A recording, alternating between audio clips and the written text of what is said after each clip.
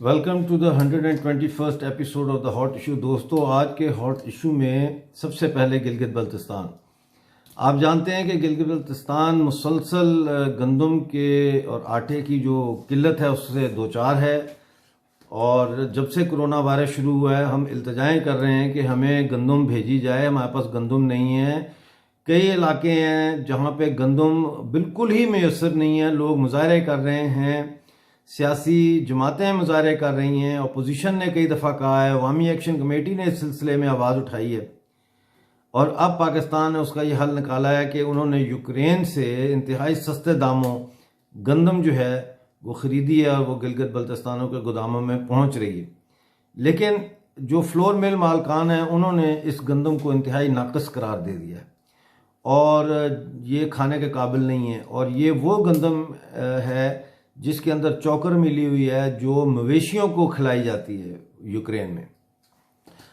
दोस्तों, ये जो यूक्रेन है ये 1986 में सोवियत यूनियन का हिस्सा था और यहाँ पर न्यूक्लियर पावर प्लांट था चेरनोबिल में, जहाँ पे अप्रैल 1986 में एक न्यूक्लियर हादसा हुआ था और उसके नतीजे में वो 100 के करीब मेरे ख्याल है लोग मरे थे। बेशुमार लोग जो है उससे मुतासर हुए, उनको स्किन कैंसर, ब्लड कैंसर, मुख्तलिफ़ किस्म की बीमारियां हुई। लोगों को वहाँ से फौरी तौर पर एवैक्यूएट किया गया और पूरा जो इलाका था उसको सील कर दिया गया। लोगों का सामान जैसे पड़ा था वैसे ही रह गया और लोग वहाँ से भागे और लोगों को दूसरी जगहों पे मुंतकिल किया गया, उनके टेस्ट किए गए। कई लोगों में रेडियो एक्टिव मटीरियल पाया गया उनके खून में। तो इस दौरान जो है वो ये कई दहाइयों तक ये इलाका जो है इसको सील रखा, फिर इसको खोल दिया जब देखा कि ये अब रहने के काबिल है। लोग वापस अपने घरों में आए कुछ लोग, लेकिन यहाँ पे जो गंदम की फसलें थीं वो तबाह हो गई और जो गोदामों में गंदम पड़ी थी वो गोदामों की गंदम रिलीज़ की गई, उसको बाज़ारों में फ़रोख्त किया गया और कुछ अर्से के बाद देखा गया कि बच्चों में ब्लड कैंसर जो है वो बहुत तेज़ी से फैल रहा है। तहकीकात हुई, तहकीकात के नतीजे में पता चला कि वो गंदम जो चेरनोबिल के गोदामों में थी और बाज़ारों में बेची गई, उस गंदम में रेडियो एक्टिव मटीरियल पाया गया। उसके खाने से बच्चों में ब्लड कैंसर हुआ। लिहाजा वो फौरी तौर पर वो जितनी गंदम थी उसको जहाँ जहाँ से भी वो वापस ला सकते थे उन्होंने वापस शेल्फ से उतारा, बाज़ारों से जाके उसको वापस हासिल किया और उसको उन्होंने तबाह किया। मेरा सवाल ये है कि यूक्रेन से इंतहाई सस्ते दामों जो गंदम आई है, क्या इसका रेडियो एक्टिव टेस्ट किया गया है? क्या ये देखा गया है कि ये गंदम जो है, चोकर को तो एक तरफ रहने दें, कि ये क्या रेडियो एक्टिव इसमें कीमियाई मवाद अभी भी मौजूद है या नहीं है? क्योंकि अगर उसमें है तो गिलगित बल्तिस्तान में एक नई वबा हमारा इंतज़ार कर रही है और वो वबा है कैंसर की वबा। मैं इसको वबा इसलिए कह रहा हूँ कि ये वबा की तरह तेज़ी से फैलेगी और पूरे गिलगित बल्तिस्तान में जहाँ जहाँ पे भी ये गंदम जाएगी वहाँ पे बच्चों में कैंसर से बीमार होने की ख़बरें आना शुरू होंगी, लोगों को स्किन कैंसर होगा और मुख्तलिफ़ किस्म के कैंसर्स लोगों में डेवलप होंगे। तो इसलिए ये बहुत ज़रूरी है कि इसको टेस्ट किया जाए और इसको थर्ड पार्टी से टेस्ट किया जाए। पाकिस्तान की लेबॉर्ट्री पे हमें भरोसा नहीं है, लिहाजा इसको या तो हिंदुस्तान की लेबॉर्ट्री से टेस्ट करवाया जाए या किसी यूरोपीय लेबॉर्ट्री से इसको टेस्ट करवाया जाए कि क्या ये गंदम या चौकर जो भी भेजी है, चलो हम चौकर ही खा लेंगे यार, पेट ही भरना है ना, लेकिन क्या ये हमें मौत के मुंह की तरफ तो नहीं धकेलेगी? दोस्तों, आगे चलते हैं अफ़गानिस्तान के ऊपर। कल मैंने आपसे जिक्र किया था कि मैं अफ़गानिस्तान के ऊपर आर्टिकल लिख रहा था, मतलब प्रोग्राम के बाद लिखना था। मैंने लिख दिया, भेज दिया। वो पूरी दुनिया में न्यूज़ वेबसाइट्स ने उस आर्टिकल को हवाला बनाकर मेरा आर्टिकल छापा है। आप डॉक्टर अमजद अयूब मिर्ज़ा स्पेस दे के फिर आगे लिखे दोहा, DOHA पीस टॉक्स, तो आप वो आर्टिकल गूगल पे ढूंढ सकते हैं, पढ़ सकते हैं। मैंने उसमें मेन जो जिस्ट है उसका लुब्बे लबाब वो यही है कि ये पीस नेगोशिएशंस जो हैं ये कामयाब नहीं होंगी, इसलिए कि पाकिस्तान इनको कामयाब होने नहीं देना चाहता और इसीलिए बार बार तालिबान जो है वो उसमें शरिया लॉ इम्पोज करने की शर्त रख रहे हैं। हालांकि पीस टॉक्स का मतलब ये है कि दोनों तरफ से जंग बंद की जाए, यानी मेन तो तालिबान ही हैं, उनकी तरफ से जंग बंद की जाए और एक जमहूरी प्रोसेस जो है उसको पनपने का मौका दिया जाए।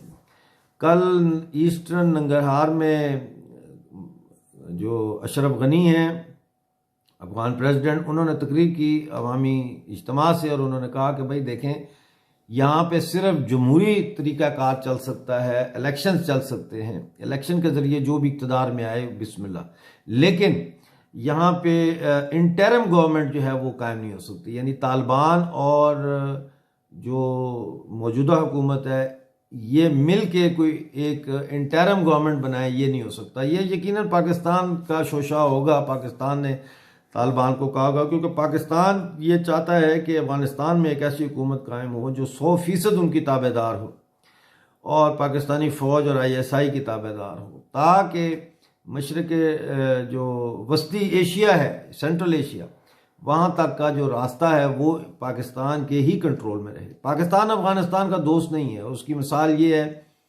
कि 2019 में जब अफगानिस्तान ने पाकिस्तान से रिक्वेस्ट की कि इंडिया से जो अफगानिस्तान माल आ रहा है, जो गुड्स आ रही हैं, उनके लिए वाघा बॉर्डर से उनको रास्ता दिया जाए ताकि उसका ख़र्चा कम हो, लेकिन पाकिस्तान ने इंडियन मसनूआत, गुड्स, फूड, खाना पीना, उसकी जो इंपोर्ट है अफगानिस्तान में, उसके लिए वाघा बॉर्डर को इस्तेमाल करना से रोक दिया, मना कर दिया, जिसकी वजह से फिर Indian prime minister Narendra Modi और अफगान प्रेसिडेंट अशरफ गनी ने मुज़ाकरात किए और बड़े ही खुशगवार माहौल में एक एयर कॉरिडोर बनाया गया, यानी हवाई जहाज़ का रास्ता बनाया गया जो पाकिस्तान को बाईपास करता है।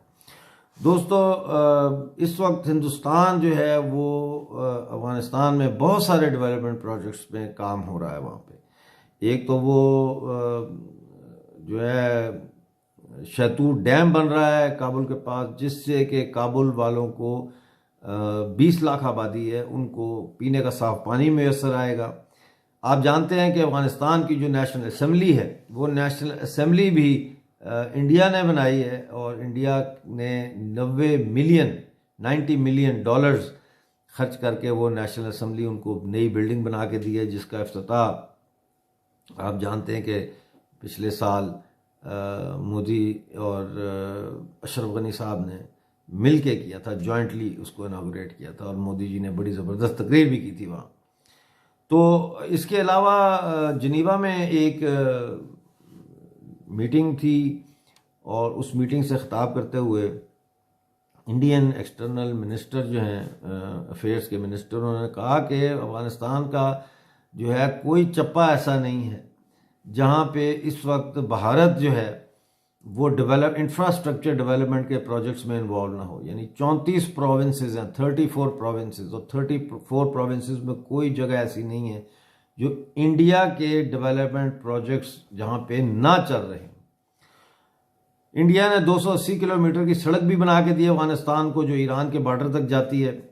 यानी हर तरह से, और फिर 15,000 स्टूडेंट्स इस वक्त इंडिया में ज़ेर तालीम है, स्कॉलरशिप्स पे 3,000 लड़कियां जो है वो पढ़ रही हैं, नौजवान लड़कियां, और वहाँ की आर्मी की ट्रेनिंग, पुलिस की ट्रेनिंग, ब्यूरोक्रेसी की ट्रेनिंग, हर चीज़ में इस वक्त इंडिया उनकी हेल्प कर रहा है कि वो अफगानिस्तान अपने पाँव पे खड़ा हो।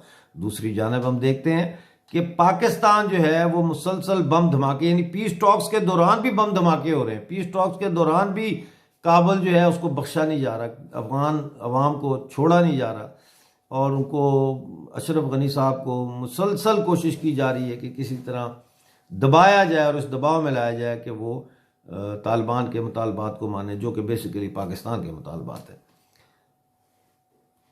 पाकिस्तान के होते हुए अफगानिस्तान में अमन कायम नहीं हो सकता, क्योंकि पाकिस्तान का मतलब ये है कि पाकिस्तानी फ़ौज और ISI और पाकिस्तानी मिलिट्री इस्टेब्लिशमेंट जो है उसकी एक बेस कैंप है पाकिस्तान, जहाँ से वो पूरी दुनिया में आतंक फैलाते हैं। दोस्तों, मैं आपको एक छोटी सी मिसाल देता हूँ कि जिस दिन हिंदुस्तान के 1 अरब 35 करोड़ शेर जाग गए ना, तो अगर उन्होंने पाकिस्तान की तरफ मार्च भी शुरू कर दिया ना, पैदल चलना शुरू कर दिया, तो मेरी बात याद रखना कि उनके पैदल मार्च से उठने वाली जो धूल होगी ना, मट्टी, ये पाकिस्तानी फौज उस धूल में ही गायब हो जाएगी। तो जब तक पाकिस्तान है, आतंक का खात्मा मुमकिन नहीं है। और मैं अपने POJK के दोस्तों को ये कहूँगा कि सेंसा में कल जो आप लोगों ने नमाज जनाजा की है, हमारे स्कूल टीचर साहब थे शहबाज खोकर साहब, उनकी, उसके बाद आप लोगों ने धरना दिया, मुजाहरा किया, बहुत अच्छा किया। और जो स्टूडेंट्स थे उन्होंने भी जामिया कश्मीर के बाहर जो है मुजाहरा किया और धरना दे के सड़क ब्लॉक कर दी। इसी तरह से गिलगित बल्तिस्तान के अंदर जो है वो हज़ारा कम्युनिटी के जो लोग शहीद हुए हैं, मच में कानकुन थे, उनके लिए जो आप लोगों ने गिलगित बल्तिस्तान में यानी गिलगित, स्कर्दू, घांचे और शगर और दूसरे शहरों में जो मुजाहरे और धरने दिए हैं वो काबिल तहसीन है। कराची के लोगों को भी सलाम है, जहाँ पे कल 20 से ज़्यादा धरने दिए गए मुख्तलिफ जगहों पे। नाता खान गोड ड्रिग कॉलोनी के बिल्कुल साथ है, वहाँ पे बहुत सारी हज़ारा कम्युनिटी रहती है। उन्होंने दोनों तरफ से ब्रिज को बंद कर दिया ट्रैफिक की आमदोरफ्त के लिए। मुतालबा एक ही है कि वज़ीर आज़म पाकिस्तान इमरान खान जो है वो हज़ारा जाएं, लेकिन उनकी हटदर्मी है। वो कहते हैं कि उनको जो है वो नजूमियों ने ये कहा है या उनकी पीरनी ने ये कहा है कि ऐसी जगह पे ना जाएं जहां जनाजा हो, जहां अमवात हो। There you go. Maryam Nawaz और बिलावल भुट्टो ने कल दौरा किया कोयटा का, और वो गए वहाँ वेस्टर्न बाईपास पे जहाँ लाशें लेकर हज़ारा कम्युनिटी बैठी हुई है, और जो कह रहे हैं कि हम उस वक्त तक अपनी लाशें जो हैं इनको नहीं दफनाएंगे जब तक कि इमरान खान यहाँ आके हमसे बात नहीं करता। नोट करने वाली बात मरियम नवाज शरीफ के एक्सप्रेशंस थे, वो बिल्कुल लॉस्ट थी और इतना ग्रीफ था उनके चेहरे पर, और वो मतलब उनको समझ नहीं आ रही थी मैं इन लोगों की किस तरह से मदद करूं। लिहाजा वो कभी किसी को गले लगा रही हैं, किसी के जो है वो घुटनों पे हाथ रख के उनको तसल्लियां दे रही हैं रोती हुई औरतों को। और टोटली वो, जैसे मुझे तो ये लग रहा था जैसे रांझा रांझा कर दे मैं आपे रांझा हुई, जैसे वो हज़ारा हज़ारा करते खुद ही एक हज़ारा औरत बन गई थी उस वक्त। तो बहुत बहुत शुक्रिया। कोई अच्छा काम करे उसकी तारीफ़ करनी चाहिए। मरियम नवाज और Bilawal Bhutto, thank you very much for coming to Hazara, to our loved ones, and showing your and have the courtesy to show your support and give them strength and for your condolences. दोस्तों, साथियों, मैं आखिर में एक दफ़ा फिर आपको याद दिलाता हूँ कि गिलगित बल्तिस्तान में आने वाली चोकरज़दा गंदम का रेडियाई टेस्ट होना चाहिए, वरना गिलगित बल्तिस्तान में हमारे बच्चे जो है उनको कैंसर का और उनको जो है और जो बीमारियां रिलेटेड होती हैं रेडियो एक्टिव मटीरियल से, उनके डेवलप होने का बहुत ख़तरा है। इसलिए मैं ये आपसे अपील करता हूँ। मैं जानता हूँ कि आप भूखे हैं, आपके पास खाने को नहीं है, लेकिन मेरा मशवरा यही है कि उस वक्त तक ये गंदम इस्तेमाल ना की जाए जब तक कि इसके टेस्ट थर्ड पार्टी कंट्री से ना करवाए जाएँ। Thank you very much. आप सबका बहुत बहुत शुक्रिया।